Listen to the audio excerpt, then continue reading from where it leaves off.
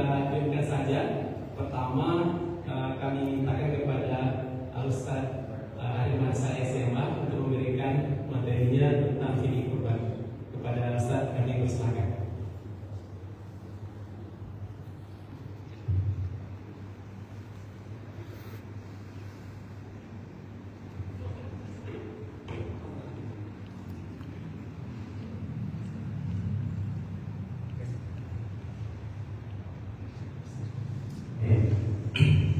Assalamualaikum warahmatullahi wabarakatuh. Innal hamdalillah nahmaduhu wa nasta'inuhu wa nastaghfiruh wa na'udzu bihi min shururi anfusina wa min sayyiati a'malina may yahdihillahu fala mudilla lahu wa may yudlil falan tajida lahu waliyyan mursyida. Asyhadu an la ilaha illallah wahdahu la syarika lahu wa asyhadu anna Muhammadan abduhu wa rasuluh. Allahumma shalli wa sallim wa barik wa an'im ala sayyidina Muhammadin wa ala alihi wa sahbihi ajma'in. Para alim ulama sedih pandai tokoh masyarakat yang berhadir pada malam hari ini, yang tak dapat kami sebutkan satu persatu, yang kami hormati Bapak Ketua Masjid serta tim dari Winsuska juga, kemudian banyak dari masjid-masjid yang lain yang isinya adalah para ustaz. Agak grogi loh sekarang. Bapak Ibu jamaah yang dimuliakan Allah, mudah-mudahan Allah memberkahi dan meridhai pertemuan kita pada malam hari ini. Rasulullah SAW bersabda setelah kita mengucapkan syukur kehadirat Allah Ta'ala, berselawat ke atas Nabi Muhammad SAW, Allahumma sholli ala Muhammad wa ala ali Muhammad, maka kita simak bagaimana Rasulullah SAW bersabda, "Ma min ayyamin al-amalu shalih fiha ahabbu ila Allah min hadhil ayyam." Qalu walal jihadu fisabilillah ya Rasulullah, qala walal jihadu fisabilillah illa rajulun ata bi nafsihi wa malihi wa lam yarji bi dzalika min syai'. Atau kama qala Nabi sallallahu alaihi wasallam. Tidak ada hari yang paling baik, kata Nabi sallallahu alaihi wasallam. Tidak ada hari yang paling baik kita beramal soleh di dalamnya lebih dari 10 hari ini, yaitu hari 10 hari di bulan Dzulhijjah. 10 hari di bulan Dzulhijjah ini adalah sebaik-baik amal. Maka para sahabat bertanya kepada Rasulullah SAW, termasuk lebih baik dari jihad fisabilillah ya Rasulullah? Padahal jihad itu adalah amalan yang paling mulia dan paling tinggi di sisi Allah Ta'ala. Maka Rasulullah SAW menyampaikan termasuk lebih dari jihad, lebih dari jihad fisabilillah. Apa itu? Beramal di 10 hari bulan Dzulhijjah. Kecuali orang yang berjihad itu membawa jiwanya dan hartanya lalu tidak kembali kedua-duanya, maka itu baru lebih baik daripada 10 hari bulan Dzulhijjah. Maka para ulama menyebutkan 10 hari bulan Dzulhijjah ini dari awal Dzulhijjah kita sudah berjalan 1-2 hari di bulan Dzulhijjah, lalu masih ada beberapa hari yang dapat kita manfaatkan untuk kita beramal. Di antaranya adalah duduk bersama-sama, bermuzakarah, saling mengisi, sama-sama kita mengkaji kembali, mengulang-ulang kembali, sama-sama belajar. Ketika kita mendudukkan diri kita sebagai thalibul ilmi, siapapun dia, maka berarti dia mendudukkan dirinya mendekati menuju jalannya menuju surga. Bapak Ibu jamaah yang dimuliakan Allah, di antara amal soleh yang paling baik dilakukan di 10 bulan Dzulhijjah ini, di antaranya adalah berpuasa. Kemudian yang lebih baik lagi kalau tidak dapat puasa dari tanggal 1 sampai tanggal 9, dari tanggal 2, kalau nggak bisa dari tanggal 3, kalau nggak bisa dari tanggal 4, kalau nggak bisa dari tanggal 5, nggak bisa yo, maka tanggal 9 adalah tanggal 9 Dzulhijjah. Kenapa tanggal 9 Dzulhijjah? Nabi sallallahu alaihi wasallam menyebutkan siyamu yaumi Arafah antasibu 'ala Allahi ayyukaffira as-sanah allati qabla was-sanah allati ba'da. puasa di bulan Zulhijjah di tanggal 9 di hari Arafah ini, maka mudah-mudahan Allah akan mengampunkan dosa 1 tahun sebelumnya dan 1 tahun setelahnya. Anda mau dosa Allah ampunkan. Alhamdulillah min dzunub, mudah-mudahan kita tak melakukan dosa. Tapi Allah sudah mengampunkan dosa. Para ulama menyebutkan dosa-dosa kecil, dosa besar taubat juga. Allah a'lam, tapi yang jelas Nabi SAW menjanjikan siapa yang berpuasa pada hari Arafah, maka dia akan diampunkan dosa 1 tahun sebelumnya dan 1 tahun setelahnya. Apa yang dilakukan lagi di bulan Dzulhijjah ini? Salat Idul Adha. Maka dalam Al-Quran disebutkan dalam surat Al-Kautsar, Inna a'tainakal kautsar. Sesungguhnya aku memberi engkau wahai Muhammad telaga Kautsar. Telaga yang apabila seorang muslim, seorang umat Nabi Muhammad SAW meminum air darinya, maka tidak akan pernah haus dan dahaga selama-lamanya nanti di hari kiamat. Mudah-mudahan kita termasuk hamba Allah dan umat Nabi Muhammad yang dapat meminum air dari telaga Kautsar tersebut. Jamaah dimuliakan Allah, salat Idul Adha, fasholli li rabbika wanhar. Inna a'tainakal kautsar, kami sudah beri al-kautsar, maka fasholli li rabbika wanhar. Salatlah engkau. Para ulama menyebutkan yang dinamakan salat fasholli di sini adalah salat Idul Adha. Kemudian wanhar, kemudian menyembelih kurbanlah. Nah, ini pembahasan kita malam ini. Sembelihlah kurban. Jamaah yang dimuliakan Allah, Bapak Ibu, bahasa Arab kurban itu adalah al-udhiyah. Dari sini ada disebut makna kurban. Makna kurban di sini dalam bahasa Arab dikenal dengan nama al-udhiyah, yang menurut bahasa adalah hewan yang dikurbankan atau hewan yang disembelih pada hari Idul Adha. Terus kalau tari tasrik boleh menyembelih, tak boleh. Tapi yang lebih amannya sembelih dari Idul Adha. Semua sepakat para ulama. Hari tasrik boleh sampai sebelum terbenam matahari di hari ketiga 13. Tapi kalau udah mau terbenam matahari baru menyembelih itu buat perkara namanya. Kenapa? Karena waktunya sudah mepet. Lalu bagaimana kalau malam hari kita sembelih Ustaz? Malam 11, malam 12, malam 13. Para ulama sebagai ulama Syafi'iyah memakruhkan hukumnya menyembelih di malam hari. Apalagi namanya udhiyah. Udhiyah itu sebaik-baiknya adalah setelah sholat Idul Adha di waktu-waktu duha, di waktu siang hari. Menurut ahli fikih, apa itu kurban udhiyah? Di sini hewan yang disembelih untuk mendekatkan diri kepada Allah sejak hari Idul Adha hingga ke hari tasyrik. Apakah hewan itu secara Islam harus disembelih saja baru halal? Nah, ini permasalahan.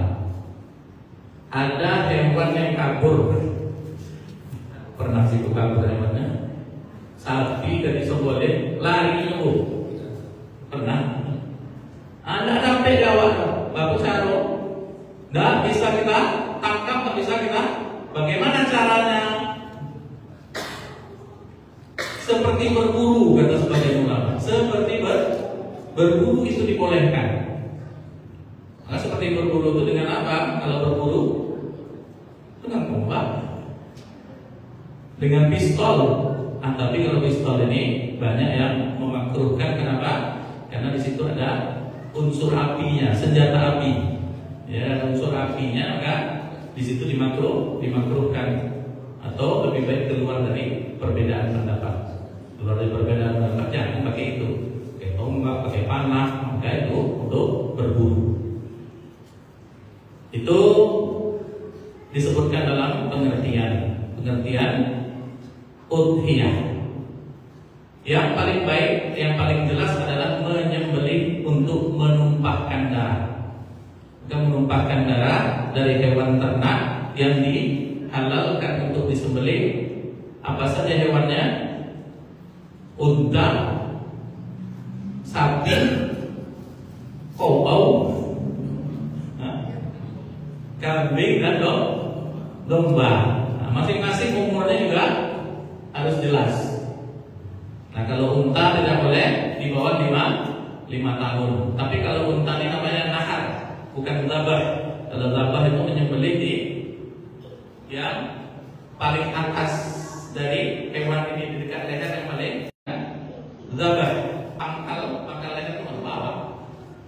Itu dinamakan nahar. Maka hari ini disebutkan hari nahar, hari menyembelih hewan kurban yang bernama unta. Itu biasanya unta itu di awal, di pangkal.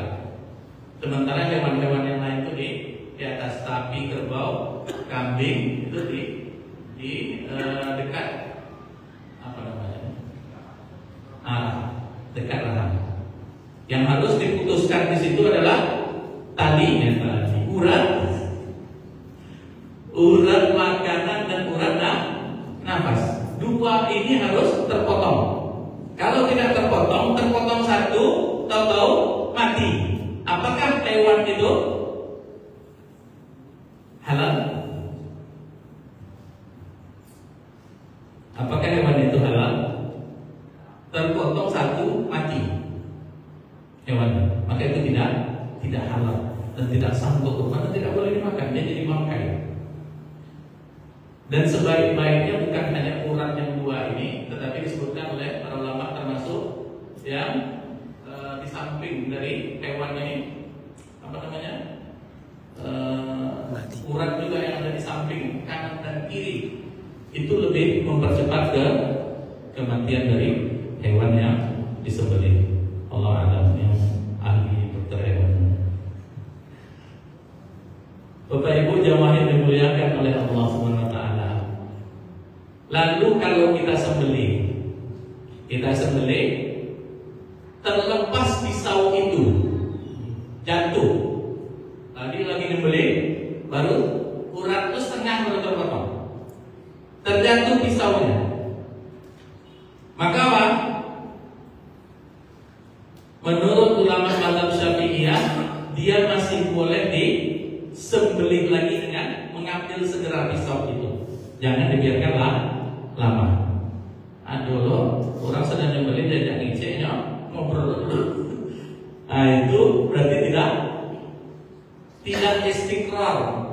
Dalam bahasa fikihnya tidak mustaqirrah, hayatnya tidak mustaqirrah. Kehidupan dari hewan ini tidak kokoh, artinya belum tidak hidup dengan full. Berarti hayatnya mustamirrah disebut dalam fikih. Kehidupan hewan yang sudah disembelih lalu dibiarkan belum terputus urat lehernya, itu kejang-kejang dia, maka itu dinamakan hayatnya mustamirrah. Kalau hayat mustamirrah, maka dibiarkan dia dalam waktu yang lama lalu disembelih lagi, maka tidak boleh, hukumnya tidak dibenarkan di dalam syariat. Kenapa? Karena kemungkinan matinya bukan karena sembelih kita, tetapi karena hidup juga memang sudah tidak full, hidupnya sudah setengah-setengah. Ayam misalnya, ini kalau bukan bicara masalah kurban, ayam awak kadang-kadang di jalan tuh tertabrak. Tertabrak ayam tuh lalu kelepek-kelepek masuk lah meninggal, mati. Baru caranya, apakah kalau kita sembelih ayam itu maka dia menjadi halal? Menurut mazhab Syafi'i tidak halal. Menurut mazhab Syafi'i tidak halal. Kenapa? Dia sudah rasa mati, tertabrak, rasa mati. Tapi ini ayam jago, Ustaz. Itulah ayam jago macam mana, Ustaz? Ayam jago godam macam mana? Abuya siapa namanya? Gus Baha. Gus Baha itu ditanya tentang itu sambil lewat, Ustaz, Abuya macam mana? Gus, ini mau dipotong. Halal tak kalau ayam jago ini kalau disembelih lalu matinya karena sembelih kita, ini lebih tabrak ya? Maka apa? Halal katanya. Kata Gus Baha, kenapa halal? Karena kalau ayam yang kecil tak mungkin dia mau itu, karena ini ayam jago, kalau dibilang haram dia tetap sembelih juga. Tapi masalahnya apa? Menurut mazhab Syafi'i itu tidak halal untuk dimakan. Cuma menurut mazhab Malikiyah itu halal di sembelih dia. Maka kenapa jadi halal? Karena dia masih ada kehidupan. Sembelihnya itulah yang mempercepat dia mati. Dan yang mematikan adalah karena disembelih. Bukan karena tabrak tadi kan orang mati. Tabrak bola kematian. Maka disembelih jadi halal menurut mazhab Maliki. Karena dalam ketentuan mazhab Maliki tidak harus kehidupan hewan itu dengan kehidupan yang full. Apabila masih ada kehidupan walaupun setengah, maka itu dibolehkan untuk disembelih. Masalahnya kita yang di negeri mazhab Syafi'i ini banyak kalau ayam jago menggunakan mazhab Maliki.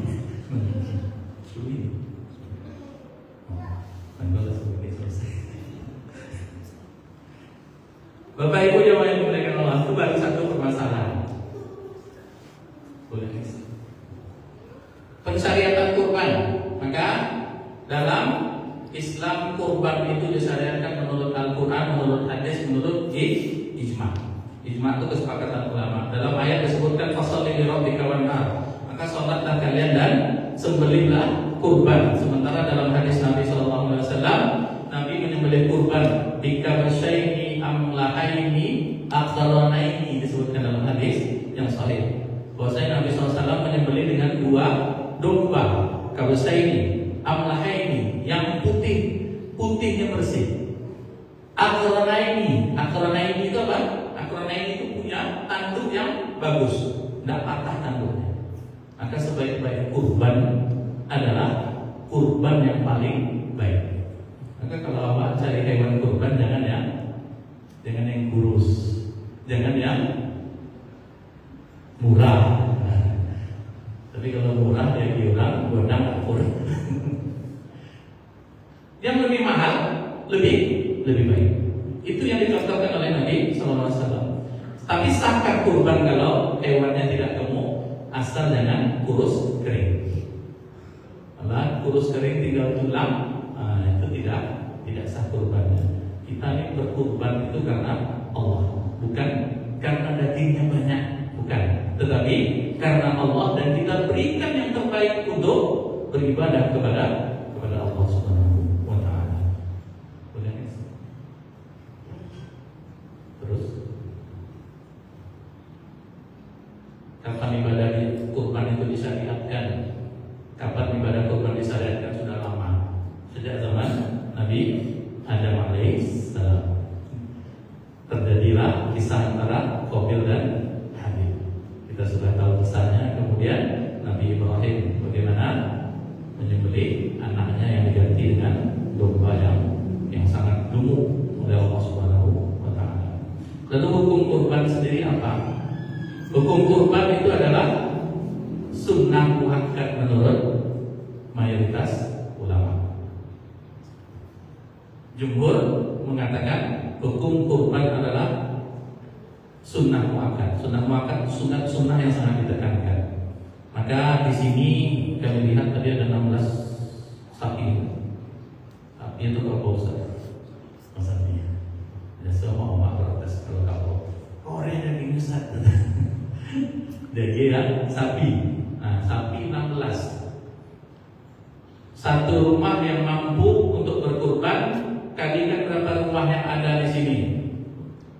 Kalau masih ada yang belum berkurban, maka masih ada kesempatan. Ini sunnah muakkad. Sebagian ulama mengatakan wajib. Tapi di satu rumah bolehkah hanya satu kurban? Para ulama mengatakan boleh. Ya, boleh satu rumah hanya satu kurban. Karena ini namanya sunnah kifayah di dalam mazhab Syafi'i. Sunnah kifayah. Sunnah kifayah itu kalau sudah dilaksanakan oleh sebagian, maka dia menjadi pahala juga mengalir pada yang lainnya juga. Sudah cukup satu rumah satu rumah satu. Jadi kepala keluarga gantian besok, tahun depan ibu, tahun depan anak, tahun depan anak yang kedua, tahun depan anak yang ketiga. Selesai maka selesailah Islam, berhentilah kurban. Tidak. Tak kurban lah, selesai sedunia. Sekali kasus umur hidup tidak. Tapi kalau selagi mampu, yang menurut para ulama lebih dari keperluan dia untuk makan dan untuk kehidupan sampai habis hari tasyrik, maka dia mampu untuk beli hewan kurban, itu dianggap mampu. Nah, kita bagaimana kedudukan kita kalau kira-kira masih banyak yang disimpan kurban? Kenapa disunnahkan, sangat dianjurkan? Imam Syafi'i rahimahullah menyebutkan bahwa hukum udhiyah tidaklah wajib karena Rasulullah SAW menyebutkan jika kalian ingin menyembelih kurban maka jangan potong kuku, jangan potong rambut kalau sudah masuk hilal Zulhijjah. Jika kalian ingin, kata-kata jika kalian ingin ini menunjukkan tidak wajib, kata Imam Syafi'i. Kemudian dari Abu Suraim juga menyebutkan, aku pernah melihat Abu Bakar dan Umar tidak berkurban dan para sahabat tidak ada yang menolaknya. Maka hukum kurban menurut mayoritas ulama adalah sunnah muakkad. Bayar upah tukang jaga, ini masalah bukan? Atau nanti itu pertanyaan biar semangat nanti bertanya Pak ya. Sebetulnya saya sudah buat pertanyaan juga, 40 lebih pertanyaan. Prinsip buat pertanyaan, tapi sudah ada jawabannya insya Allah. Tapi nanti akan kita bahas insya Allah di berikutnya. Tentu kita dengarkan dulu nanti petuah dari Pak Dokter teman kita, bagaimana hewan-hewan yang layak untuk disembelih, bagaimana hewan yang sehat dan seterusnya.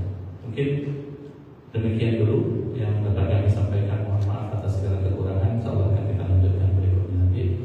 Wassalamualaikum warahmatullahi wabarakatuh.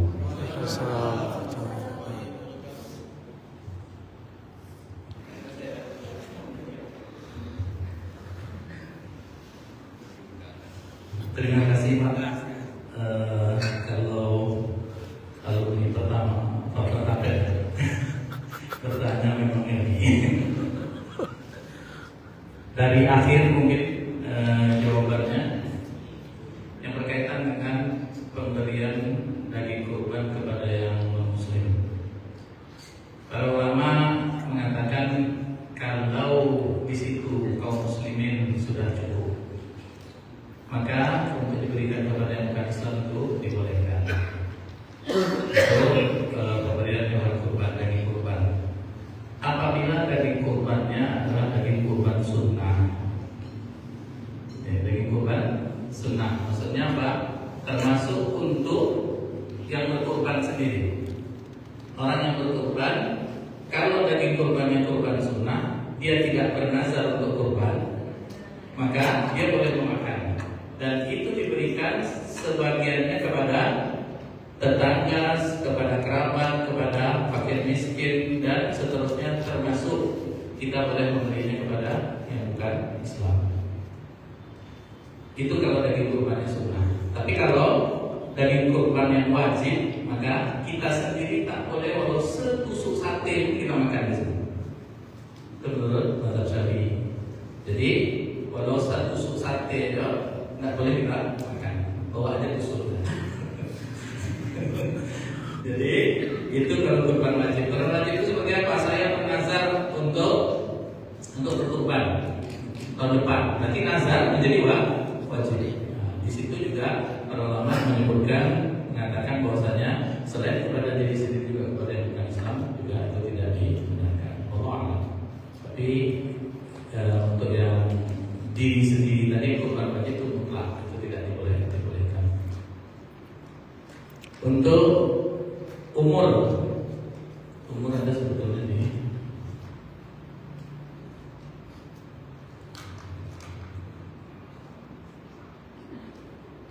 Sama cari 100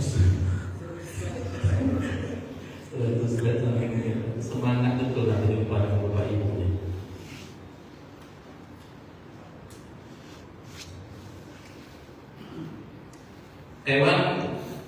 unta 5 tahun para ulama menyebutkan cukup 5 tahun masuk berjalan ke tahun ke-6. Sapi juga seperti itu, disebutkan 2 tahun masuk ke tahun ketiga.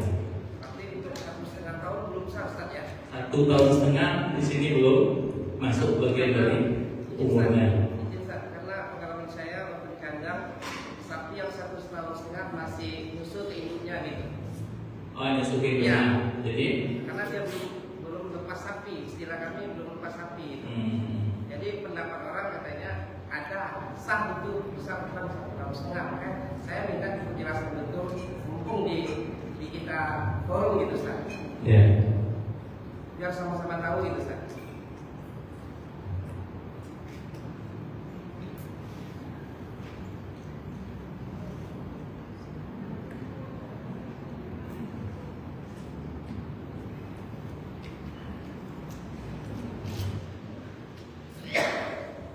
Jadi hewan sapi itu 2 tahun berjalan masuk tahun ketiga. Itu disebutkan oleh para ulama. Maka kalaupun nanti ada ditemukan pendapat keluar kita dari perbedaan pendapat, itu adalah lebih aslam, lebih aman. Amannya apa? Amannya 2 tahun berjalan masuk tahun ketiga. Kambing juga seperti itu, domba. Kambing itu 1 tahun masuk berjalan tahun ke-2. Kalau domba itu setengah tahun. Domba yang Arab yang agak besar-besar ini, maka itu para ulama membolehkan dia setengah tahun ke atas, tapi sudah berjalan di bulan ke-7, dan kalau bisa juga 1 tahun. Tetapi dia masih dibolehkan juga yang di bawah 1 tahun. Allah a'lam. Itu untuk umur hewan yang dikurbankan.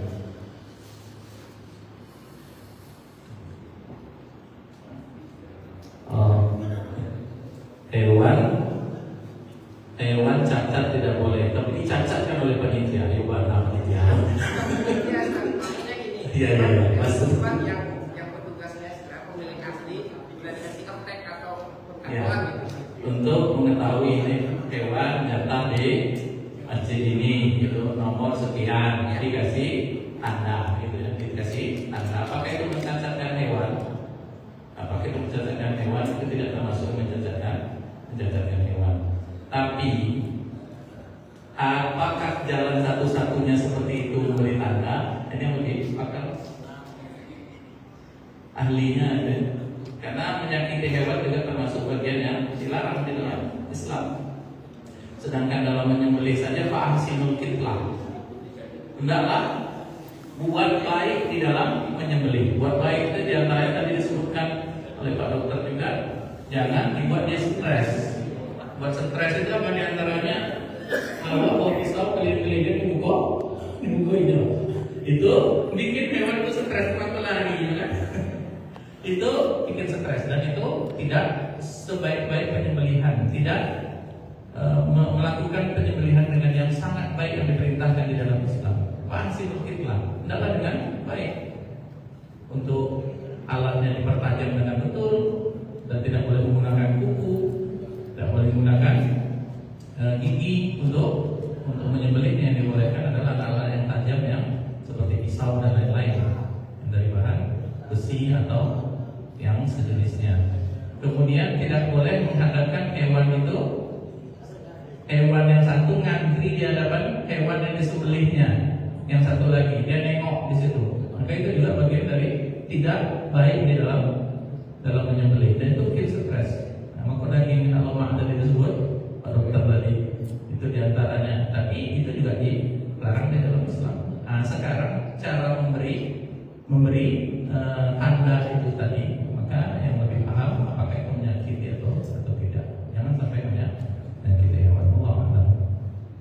Tapi dia tidak sampai mencacatkan hewan. Baik.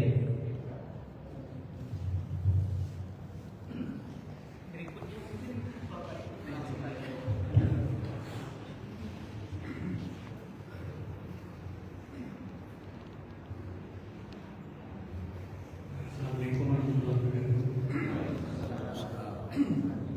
yang ingin saya tanyakan Ustaz ini upah untuk tukang potong Ustaz, ini upah tukang potong untuk mengerjakan program bidang itu. Kemudian yang kedua, upah untuk pekerja kan Ustaz.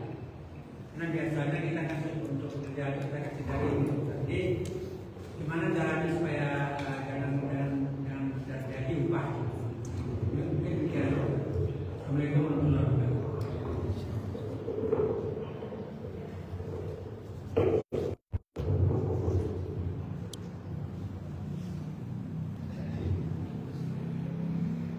Terima kasih Pak untuk pertanyaan upah tukang potong. Tadi pas kita mau masuk muridnya ya, beri upah Pak bagi penjaga, boleh memberi upah. Ini jawaban ringkas, pertanyaan ringkas, tapi jawabannya juga ringkas. Boleh memberi upah kepada tukang jaga, tetapi tidak boleh dari hewan kurban. Kenapa? Karena dulu Ali bin Abi Thalib pernah diperintahkan oleh Nabi Sallallahu Alaihi Wasallam untuk menyembelih 100 ekor unta. Nabi SAW berkurban dan jumlah untanya sampai 100. Lalu Ali bin Abi Thalib diamanahkan oleh Rasulullah SAW untuk menyelesaikan perkara penyembelihan hewan kurban ini.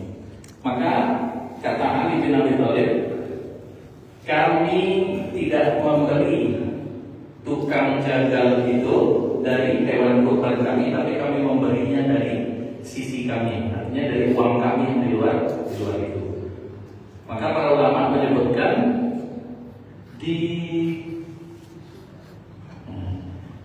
tidak dibenarkan untuk memberi upah tukang jagal dari hewan kurban. Adapun kalau untuk sedekah atau pemberian saja kepada tukang jagal, maka sebagaimana memberi kaum muslimin yang lain dibolehkan, maka tukang jagal juga boleh beri daging, tapi bukan sebagai upah. Maka para ulama menyebutkan upahnya kasih dulu upahnya, nanti baru kasih daging. Jangan nanti karena dapat daging upah kurangnya, gitu. Tapi upahnya dikasihkan dari uang yang di luar itu, baru kalau mau ngasih silakan dikasih yang lain. Jadi biaya itu Ustaz kami kan bukan dari bayar korban besar, bukan. Jadi maksudnya di uang lain itu Ustaz. Biaya operasional. Misalnya kita korbannya 2,5 juta, tidak boleh kita ambilkan uang dari uang ini misalkan untuk melaksanakan apa yang memotong atau memiliki itu Ustaz. Jadi dari uang lain itu Ustaz. Baik. Amarni Rasulullah sallallahu alaihi wasallam aku ma'abudnihi wa la tasaddaq bilahmiya wa jirudi wa jazalika wa la'u'til jazal minha. Qala nahnu nu'tihi min indina. Rasulullah SAW memerintahkanku, kata Ali bin Abi Thalib, mengurusi unta-unta kurban beliau. Aku menyedekatkan daging, kulit dan jilalnya. Jilal itu di unta itu biasa ada apa namanya, untuk biar enak didudukin itu nih pelana apa, nah, apa yang berkaitan dengan itu, maka itu boleh untuk disedekahkan. Aku tidak memberi sesuatu pun dari hasil sembelihan kurban kepada tukang jagal. Beliau bersabda, kami memberi upah kepada tukang jagal dari uang kami sendiri. Dari uang kami sendiri. Maka di sini Nabi merintahkanku untuk menjadi unta, dan Nabi merintahkan agar aku tidak memberi apapun kepada tukang potong sebagai upah pemotongan. Artinya dari hewan yang di sekarang 2,5 itu, misal 2,5 yang dikumpulkan, apakah itu memang harga hewan kurban itu sendiri atau itu termasuk operasional? Termasuk. Nah, kalau misalnya masuk operasional, maka operasional itu apakah diketahui oleh yang berkurban bahwasanya dia operasional itu bisa untuk bayar si tukang jagal, dan itu di luar dari harga kurban. Kalau di luar dari harga kurban dan diketahui oleh yang mengumpulkan uang untuk kurban, maka itu dibolehkan. Ini uang yang termasuk untuk operasional, termasuk untuk bayar tukang jagal. Itu dibolehkan. Tetapi apa? Tetapi diketahui oleh yang berkurban bahwasanya 2,5 itu 100.000-nya atau 50.000-nya untuk operasional. Termasuk panitia tidak boleh mengambil upah dari mana? Dari hewan daging kurban.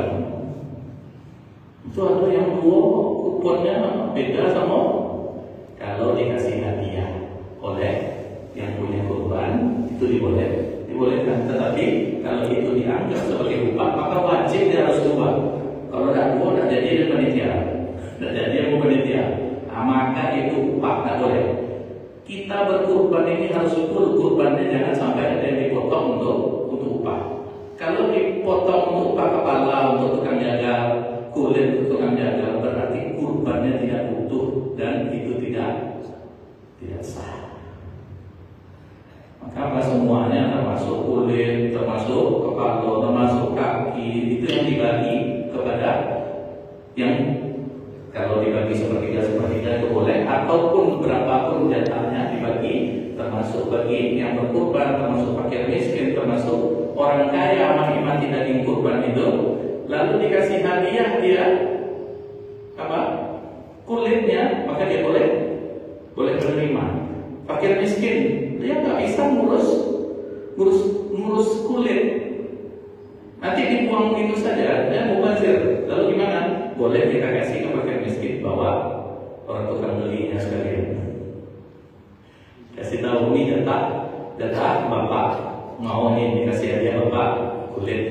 Bapak bisa ngurusin kulit ini, yang penting ini sampai dulu bapak. Maka bapak mau jual, dia ada yang mau beli, silakan pak beli, uangnya untuk. Tapi kalau si yang berkorban menjual, tak boleh. Nah, nanti saya infakkan ke fakir miskin, tidak. Bukan begitu caranya. Maka kalau dia jual, berarti dia mengambil dari hewan kurban. Ya kalau dia mengambil dari hewan kurban, maka tidak sah kurbannya. Itu yang bahaya. Maka dalam hal yang seperti itu kita juga berusaha untuk menghindari sehingga aman. Maka kalau lebih baiknya bagaimana? Tukang jagal kasih upahnya berapa? Panitia bagaimana? Panitia itu wakil dari yang berkurban. Wakilnya berarti apa? Urusannya adalah untuk mengurusi hewan kurban itu dari ngumpulin dana, dari mencari hewan, dari sampai pembagian. Berarti dia wakil. Boleh nggak ngambil? Saya mau ngambil yang ini, nggak boleh. Saya mau harus jual, nggak boleh. Kecuali apa? Kecuali pemilik kurban mengikhlaskan, silakan bagi. Tetapi tidak boleh mengambil yang baik-baik saja lalu kepada yang lain dibagi yang jelek. Itu seperti itu yang disebut oleh para ulama. Boleh mengambil jatah dari situ dia sebagai pemberian, sebagai sedekah. Boleh sebagai pemberian hadiah, boleh sebagai sedekah. Orang kaum muslimin yang lain dapat, panitia kok nggak dapat. Mereka kan juga kaum muslimin boleh dapat. Bahkan yang bukan Islam saja masih boleh dapat, apalagi yang panitia. Tetapi bukan dia wajibkan. Saya pokoknya harus dapat 2, berarti itu upah. Nggak boleh. Saya harus 3, nggak boleh, berarti itu upah. Kalau sedekah itu ya dapat, alhamdulillah, kalau tidak, ya sudah. Dalam hati panitia itu seperti itu dah. Harus seperti itu. Diusahakan ini ibadah. Berarti saya bantu orang kurban, berarti saya wakilnya, saya turut melaksanakan, mensukseskan kurban lagi di sisi Allah. Maka apa? Dapat data dia itu adalah sebagai pemberian, bukan sebagai upah. Allah. Assalamualaikum warahmatullahi wabarakatuh. Ustaz,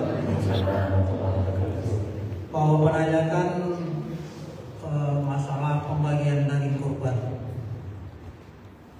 Yang lihat pengalaman, ada yang satu hewannya itu yang tidak berfungsi untuk dikonsumsi gitu Pak.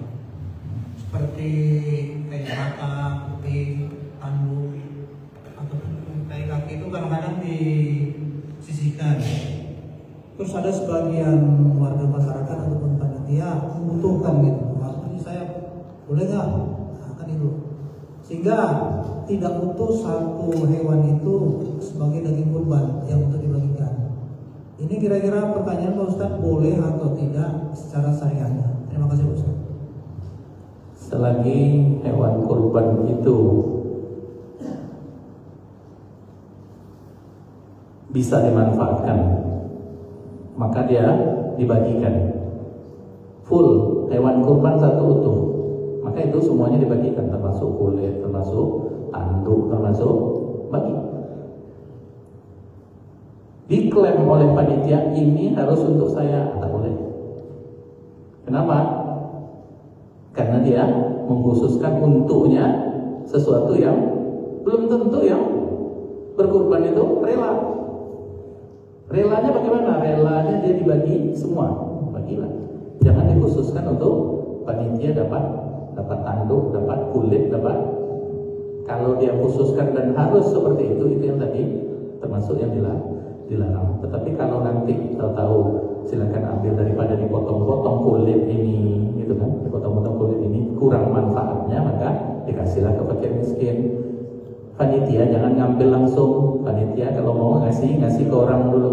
Nanti orang kasih hasilnya ke fakir miskin, dijual. Yang boleh menjual siapa? Panitia tidak boleh menjual.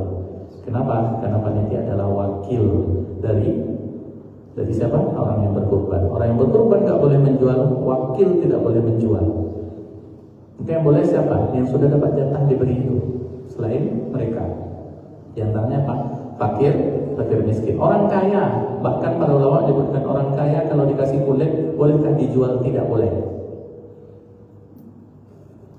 Jadi yang boleh itu hanya karena kemiskinan. Kenapa? Karena ini hewan kurban. Hewan kurban itu milik Allah, bukan milik kita. Itu masalahnya. Semuanya itu sudah jadi milik Allah. Oh, milik Allah kok kita jual, gitu ya. Tapi kalau dia adalah orang yang fakir miskin, maka dia dibolehkan oleh para ulama untuk menjualnya kalau dia sudah dapat jatah kulit tersebut. Kalau dia kaya, dapat jatah kulit, maka digunakan, jangan dijual. Masjid dikasih pengurus masjid yang bukan panitia, bikinlah beduk, silakan. Untuk seterusnya. Dan tidak semua pengurus masjid, maka jangan semua pengurus masjid jadi panitia. Untuk apa? Untuk jalan lebih aman. Yang panitia siapa? Tadi termasuk salah satu yang disampaikan Pak Dokter. Ya, kalau bisa yang mengurusi itu adalah orang-orang yang tidak tadi terkena penyakit yang menular tadi kan. Gitu. Ya, mata dibagi, apa dibagi. Ada dasarnya seperti itu. Karena itu bagian dari milik Allah. Kita ketika berkorban itu kita sebut apa? Ana minka wa ilaika. Ini darimu ya Allah dan kembali kepadamu. Fataqabbal minni wa min ahli. Maka terimalah dariku dan dari keluargaku. Boleh dari keluarga juga. Satu kita korban, niat untuk kita, dan untuk keluarga boleh. Untuk keluarga yang di rumah tuh ada ponakan, ada tante, ada apa semua, ada om, boleh. Bahkan orang yang meninggal masuk di dalamnya juga boleh. Bagian dari keluarganya yang dia niatkan. Ya Allah, terima ini darimu dan dari seluruh keluarga kamu masuk. Nah, nanti ada masalah lagi. Masalahnya apa? Masalahnya bolehkah kita mengorbankan untuk niatnya untuk orang yang sudah meninggal? Nah, orang yang sudah meninggal ini sebagian ulama Madzhab Syafi'i mengatakan tidak boleh kecuali orang itu berwasiat sebelum dia meninggal. Wasiat dulu, nanti kalau ada waktu tolong kurban. Meninggal maka kurbankan atas namanya. Bagaimana caranya agar keluar dari perbedaan pendapat? Caranya tadi kita berkorban untuk diri kita, termasuk keluarga kita yang sudah meninggal dapat pahala. Lalu bagaimana kalau mengumpulkan uang untuk berkorban sama-sama? Ini satu perusahaan atau 40 orang mengumpulkan uang untuk kurban satu. Sangka kurbannya tidak sah sampai ditentukan ini niat untuk siapa. Tentukan dulu. Perusahaan bagaimana? Perusahaan kadang-kadang kan kasih kurban ke masjid. Ini kurban untuk dari perusahaan ini. Tentukan dulu siapa pemilik kurban dari pegawai-pegawainya. Pegawainya siapa? 1, 2, 3, 4, 5, 6, 7. Ini masuk hewan ini masuk ke sini, ini masuk ke sini. Maka barulah sah kurbannya. Kalau tidak, jadi apa? Jadi hewan pemberian, bukan kurban. Sekolah juga seperti itu. Kadang-kadang anak-anak ini dilatih ya, kadang-kadang anak dilatih untuk berkurban. Maka satu kelas kurban satu kambing. Nah, ada program di sekolah itu edukasi kurban. Edukasi kurban. Nah, modelnya seperti itu. Apakah 7 orang dalam satu sapi? Tidak. Banyak kan anak-anak. Hanya untuk melatih. Apakah dia jadi kurban? Tidak jadi kurban sampai ditentukan ke kurban siapa. Tidak jadi kurban, cuma untuk melatih. Ya berarti jadilah dia hewan yang disembelih untuk dimakan bersama-sama, untuk dibagi, melatih anak-anak. Tetapi dia bukan jadi kurban. Allahu a'lam. Masih bertanya Ustaz? Ya Ustaz. Pertanyaan tentang upah dan hadiah tadi Ustaz. Nah, kalau sebagai panitia kan kita relawan lah, sebagai relawan. Nah, kalau panitia kan dia nggak boleh menerima upah dari kurban, tapi dia boleh menerima hadiah. Nah, kalau upah ini kan contoh dia harus dapat 2 kupon, 3 kupon. Kalau hadiah dapat tidak. Nah, yang ingin saya tanyakan Ustaz, hadiah yang didapatkan oleh panitia ini apakah ada kadar tertentu dibatasi? Contoh seperti sepertiga. Nah, jadi hadiah yang didapatkan oleh panitia tersebut apakah hanya sepertiga atau boleh lebih dari sepertiga seperti peserta dapat? Mungkin itu yang saya tanyakan Ustaz. Terima kasih. Di dalam satu hadis yang para ulama menyebutkan kedudukan hadisnya tidak kuat, tetapi banyak ulama yang memegang sepertiga, pembagian sepertiga untuk pemilik kurban, sepertiga untuk kaum muslimin, tetangga, jiran dan lain-lain, sepertiga untuk fakir miskin. Nah, panitia itu masuk bagian yang mana? Pada dasarnya panitia mewakili yang kurban, berarti dia masuk dalam sepertiga bersama yang kurban. Pada dasarnya seperti itu. Dia masuk sepertiga ini, maka tidak boleh lebih dari sepertiga yang bersama yang berkurban. Kalau dia ngambil banyak, lebih dari itu, lebih pula setengahnya pula untuk dia saja, itu berarti itu upah. Bolehkah panitia ngambil upah? Boleh, asal jangan dari hewan kurban seperti yang tadi tukang jagal. Walaupun tukang jagal beda kedudukannya dengan panitia, tetapi bolehkah dia menerima upah? Boleh. Wakil itu dikasih upah oleh yang berkurban, itu boleh.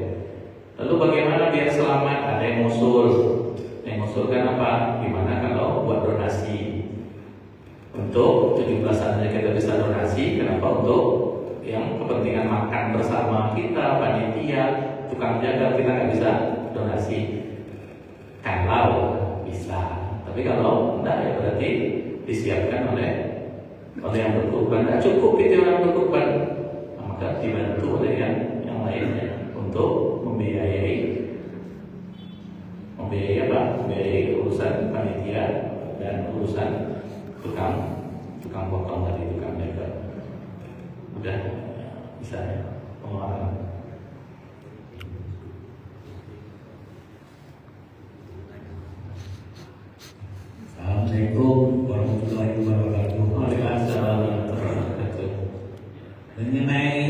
buah tadi Ustaz, banyak saya kedua. Jadi saya bayarkan sekarang sapi itu saya ambil harganya sesuai tandanya sampai 1 juta dari hasil pembelian. Yang 1 juta ini kan 7 orang Ustaz, satu ekor sapi kan 7 orang. Jadi kita anggaplah ini 17 juta. Sapinya saya beli 16 juta. Uang 1 juta ini saya pergunakan untuk keperluan beli plastik, upah, memasak, atau kecil-kecilnya lah Pak Ustaz ya. Apa itu halal nggak Ustaz? Boleh nggak gitu? Kalau kita minta uangnya sama orang yang korban, saya kira itu nggak mungkin. Nah, itu terus karena dia kita harus cantumkan. Harga yang segitu. Karena kalau disuruh nampak 1 juta barek rasanya itu dibagi, walaupun dibagi 7. Maka panitia sudah menentukan dan tahu harga 16 juta. Maka dikumpulkan uang untuk satu sapi itu 17 juta. Maka masing-masing dibagi berapa? Sampaikan kepada yang kurban setelah itu. Atau sebelum itu bilang bahwasanya ini sudah termasuk biaya untuk tukang jagal, biaya untuk operasional. Harus disampaikan, kalau tidak kita mengambil hak orang lain tanpa kebenaran. Dan itu diharapkan di dalam Islam. Daging tumbuh dari yang haram itu, maka neraka yang paling lebih utama untuk berhak kepadanya. Maka bagaimana caranya? Harus kita halalkan. Harga 16 juta kita tahu dari penjualnya. Kita kumpulkan ini untuk satu sapi 17 juta termasuk biaya operasional. Di situ berapa? Kurang lebih lah 1 juta. Kadang-kadang lebih, kadang-kadang kurang. Maka mohon ini dihalalkan gitu. Maka harus disampaikan. Kalau tidak nanti di situ ada unsur mengambil harta orang lain tanpa hak. Allah itu kan nanti apa sobri ada 2 siko atau itu sisa untuk operasional orang paham. Dan kita harus keluarkan yang kurbannya harus mengerti bahwasanya di situ ada biaya di luar itu. Jangan biayanya hanya harga kurban sementara sekarang jagal siapa yang bayar. Padahal Ali bin Abi Thalib sudah sebut tadi radhiyallahu anhu bahwasanya kami mengeluarkan lagi uang dari kami untuk bayar tukang jagal. Itu di luar kurban. Bapak Ibu, ini kurban bagaimana kurbannya sempurna di sisi Allah Subhanahu wa taala. Pemahaman itu yang perlu disampaikan. Mungkin caranya ya kalau dari awal disampaikan bahwasanya kok 1 juta ada, tapi kira-kira 1 juta itu memang habis untuk itu. Oke. Nanti sampaikan 17 juta kita kumpulkan di situ termasuk biaya operasional untuk pembayaran tukang jagal, panitia dan lain-lain. Kalau ada sisa balikkan. Jangan diambil. Kalau ada sisa balikkan. Ya. Jadi kalau seandainya kita udah terlanjur nih kita ya, udah terlanjur kita untuk menentukan harga. Awal kita tidak sebut untuk masalah seperti itu. Tapi cara penyampaian kita pada laporan akhir. Laporan setelah pelaksanaan kurban selesai kita buat laporan seperti itu. Ada pemilihan sapi sekian. Setelah itu operasional sekian segala macam sekian. Nanti kita sampaikan kepada panitia atau ke peserta kurban pada itu salah satu penyampaiannya seperti itu bisa diterima. Jadi nyampaikannya di akhir. Harga tidak tahu sebetulnya yang awal. Sebenarnya tahu kan, bahwa harga 8 juta nih. Kita menjual 8 juta, ada 5 juta. Oke. Jadi dilaporkan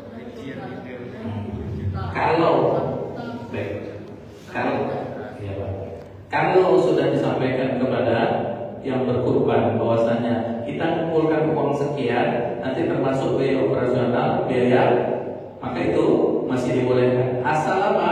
Nanti setelah itu juga jelas berapa sebetulnya yang dikembalikan, harus dikembalikan. Kalau diikhlaskan, diikhlaskan buat makan bersama dan lain-lain. Biasanya orang tak mau balik lagi. Korban kecuali banyak. Wih, banyak hukumnya mana? Maka tidak balik. Gimana? Diam-diam tak boleh. Jangan diam-diam saja karena bahaya nanti di situ mengambil hak orang lain. Ustaz, ini maksud saya Ustaz, karena selama ini lah yang saya tahu, sebelum saya tahu saya rasa korban dari tetapkannya harga 2.650.000, tapi kemudian kan ada ngomong kecuali waktu kejadian sebelum dia apa itu diumumkan atau sesudahnya kan boleh Ustaz. Sekarang kita kan belum kita uraikan, kita potong umpamanya 1 juta untuk 1 sapi kepada seluruh orang korban. Kan ada kita ngomong itu kepada orang korban. Jadi itu kan inisiatif ketua aja kan itu. Kiranya kita tidak menampakkan boleh dah situ saya kira. Intinya tadi kan kembali ke cara awalnya menyampaikan kumpulkan uang 2.650 termasuk untuk operasional. Kalau termasuk untuk operasional berarti itu perkiraan kita. Tapi jangan dipastikan bahwasanya memang habis begitu. Kalau memang habis begitu sudah. Tetapi kalau lebih maka kita harus disampaikan kepada yang kurban, tak boleh didiamkan.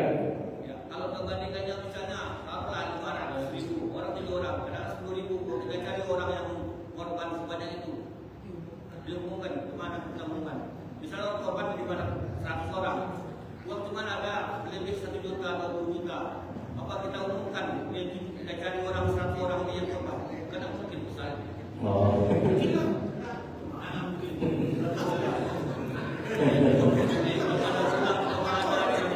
Tidak mungkin diumumkan tetapi bisa dikembalikan. Orangnya jelas yang korban, bukan tak jelas. Kalau tak jelas yang korban tak bisa kita cari. Tetapi kalau jelas mungkin dengan cara yang bagaimana, gitu kan? Caranya saja. Kalau cara itu teknis, gitu ya. Tapi ya. Satu lagi Bu ya, ini Bu ya. Ini kalau masalah ikut kok gimana Pak? Baik Bapak Ibu, Serahkan pada beliau. Bapak Ibu yang Allah SWT, karena sudah jam menunjukkan pukul 10 ya Bapak Ibu. Jadi kami dari tim pengabdian mencoba mencukupkan gitu ya. Boleh nggak Bapak kami pulang? Ada satu lagi ya, terakhir ya Pak ya.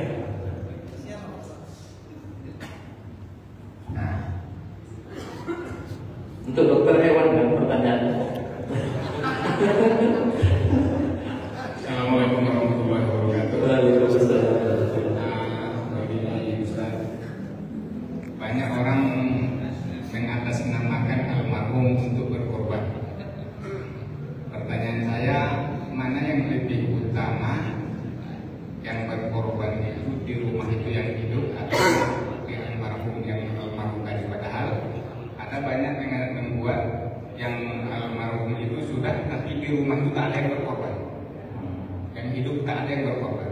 Atau memang yang hidup dulu berkorban, baru ditambah yang mana yang lebih utama? Terima kasih. Assalamualaikum warahmatullahi wabarakatuh. Tadi kembali kepada apa yang disampaikan ulama Syafi'iyah, bahwasanya sebagian ulama membolehkan kurban kalau sudah berwasiat sebelumnya orang yang meninggal dunia. Yang kedua, boleh tanpa wasiat sekalipun. Ini satu pendapat. Kalau dia berwasiat, maka laksanakan wasiatnya. Kalau dia berwasiat, maka laksanakan wasiatnya. Kenapa?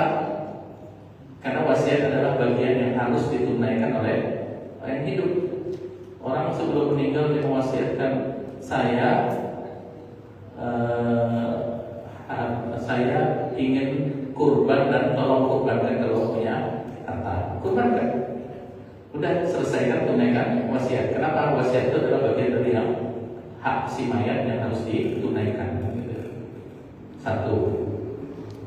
Tapi kalau dia tidak berwasiat, bagaimana? Apakah utama yang hidup atau yang sudah meninggal? Maka yang utama adalah yang hidup. Orang tua sudah meninggal, saya mau kurban. Yang hidup itu berkurban, niat nanti termasuk keluarga saya. Keluarga baik yang hidup maupun yang sudah meninggal. Karena Nabi SAW tidak pernah mengajarkan bahwasanya beliau berniat untuk siapa? Untuk dirinya, untuk keluarganya, untuk umatnya keseluruhan. Dan itu para ulama menyebutkan termasuk yang sudah meninggal dari umat Nabi Muhammad SAW. Maka yang utama bagaimana? Utama kita. Tapi kalau punya banyak harta, kalau mau ngambil pendapat yang membolehkan, maka silakan. Kurban untuk saya, kurban juga untuk yang sudah meninggal. Allah. Kalau wasiat, laksanakan wasiat.